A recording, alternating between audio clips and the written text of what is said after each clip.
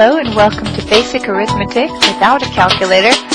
I'm Elizabeth Johnson and this is Lesson 3, Multiplication of Whole Numbers. When you talk about multiplication, this is the symbol we use, this X, and some of the words we use are times, lots of, groups of, and of course product. Product's rather important because the word product refers to the answer to a multiplication problem. In other words, the product of 2 and 3 is 6. Now let's do a simple example. There's a pair of safety goggles on sale for $5. They're usually $20. And since they're so cheap today, I'm going to go ahead and buy 3 pair. So the question is, how much money needs to be ready at the counter? Well, let's see. I could write it across this way since it's a simple one-digit question.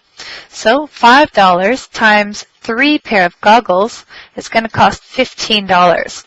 So basically, that's a simple explanation about what multiplication is. But usually you're going to have a lot more complicated problems, more like this. 25 times 1,423.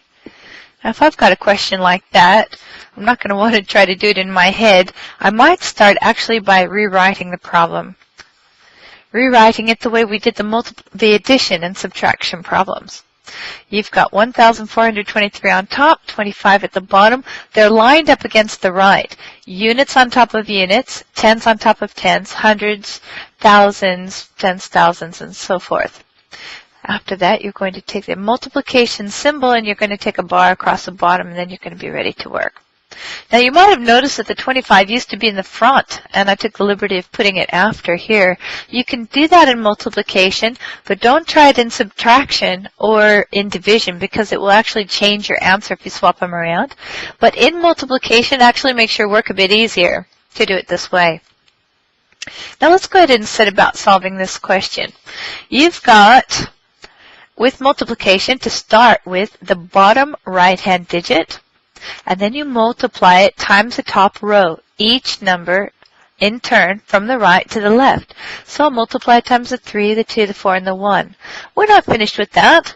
I'll go ahead and multiply the 2 times each one of those numbers, and if I had other digits, I would do the same with them. So let's just demonstrate. 5 times 3 is 15. The units go underneath, and the 1 gets carried to the column on the left. Now you've got 5 times 2. Well, 5 lots of 2 are 10, and then I add the 1, that makes it 11. The units get put at the bottom, and the first one gets carried to the column on the left. Now I've got 5 times 4. Well, 5 lots of 4 is 20, and I'm going to add the 1, making it 21. That answer goes underneath. The 1 does, and the 2 gets carried to the left. 5 times 1 is 5, plus 2 is 7. Okay, now I've finished with this 5, and I'm ready to start on the 2. I've got 2 times 3, which is 6. Now, this answer is going to go here. And you might wonder why I didn't put it here. Well, if I'm starting out in the tens column, I want my answer to start in the tens column.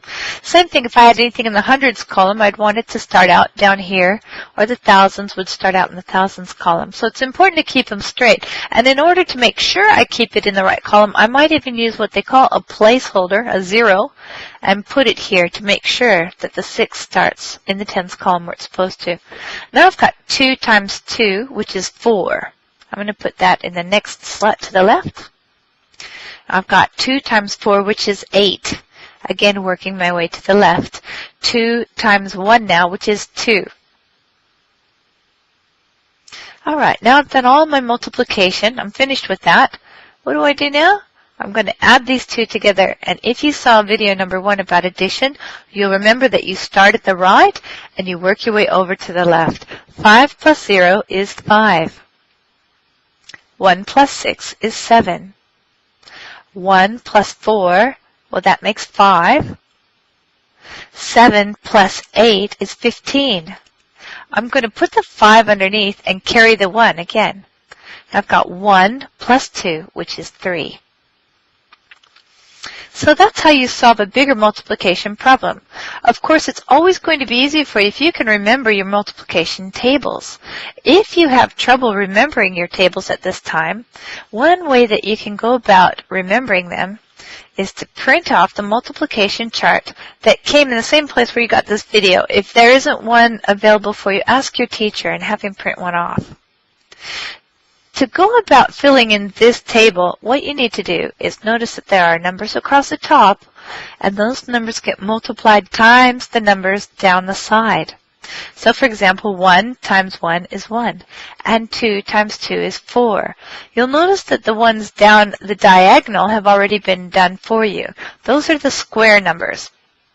So for example, the square of 3 means 3 times 3, and that's 9.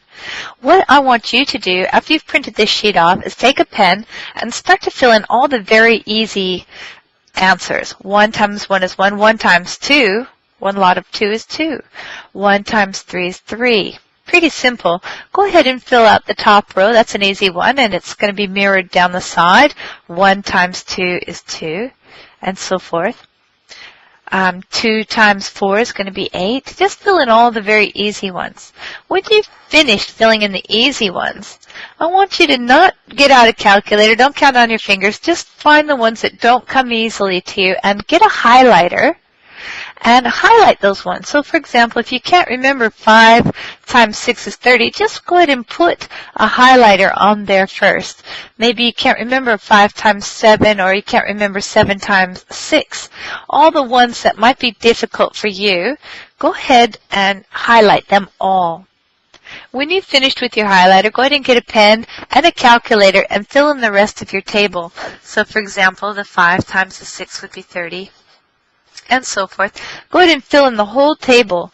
When you've finished, what you need to do is take the ones that have been highlighted, and one at a time, get a Post-it note. Do you know Post-it notes? They're sort of a yellow note, and they've got glue across the top. And write the first problem that you couldn't remember. For example, 5 times 6 is 30. Now, I want you to put this someplace very conspicuous in your house, someplace where you're going to see it every day, maybe on the bathroom mirror, maybe somewhere around the breakfast table, someplace where you can't miss it. And every time you look at it, think about what it says, 5 times 6 equals 30, and then close your eyes and see if you can still remember that. When you can remember it, take it down and put a new one up. And that way, systematically, you'll begin to learn all of your multiplication tables. It really will make the rest of your arithmetic work a lot easier for you. Well, that's all for this video. Go ahead and try the multiplication problems that have been given to you. Email them into your teacher, and we'll see you back again in Lesson 4.